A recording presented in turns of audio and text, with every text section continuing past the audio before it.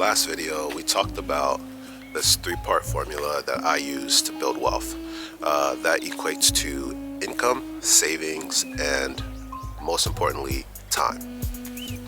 If you haven't seen that last video where I talk about the importance of having income or creating a larger income, go check that out before you watch this video. This video is going to be about probably the second most important aspect of this formula, which is going to be savings. In my opinion, savings is the second most important because it actually doesn't require a lot to actually be able to do this. Anyone can actually save no matter your income. So it doesn't actually matter how much you make, it's how much you actually put away. No matter what you do, you have to have a nest egg. Having a nest egg is number one if you're trying to build wealth. Welcome back to Untitled Label, where we strive for greatness through optimization.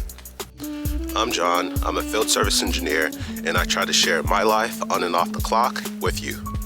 Probably the most important aspect of building wealth, or actually working towards your retirement, is going to be your 401k.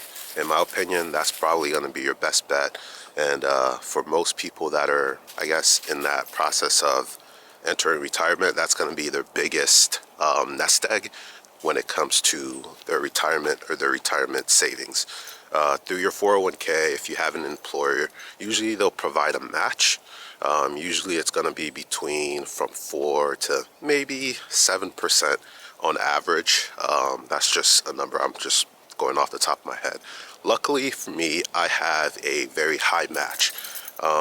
In my situation, it's very high to where if I actually don't max out my 401k contribution, which for 2022, it was $20,500. Sorry for all the confusion. I'm walking Sky right now. It was $20,500. So in my situation, if I actually don't max that out, I actually leave money on the table. Now, I understand not everyone's going to be able to be in a similar situation as I am, where they're going to be able to max out that amount. The main thing is to at least contribute what your employer is matching. So if you can at least do that, you're not leaving money on the table in your situation. Now, another thing that kind of helps you in the long term is that money is constantly being invested. You have compound interest working on your side. I actually think back to when I was in the service in the Navy. I didn't start actually doing my TSP. TSP, for people that don't know, is kind of like your military retirement account. They provided a match of, I don't remember what the match was, but it wasn't the best, but at least it was something. I didn't start using that until a little bit later in my career. I wish I could have went back now and actually started as soon as possible. I previously mentioned this before. If you're a younger person, you know, you're in high school, college, whatever, you still got a lot of time. Even if you're not, start saving right now.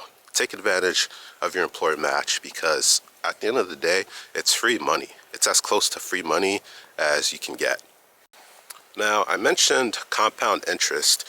Compound interest is going to be extremely important because it's going to kind of tie into the last and probably the most important part of this formula or equation that I think is going to be important for building wealth.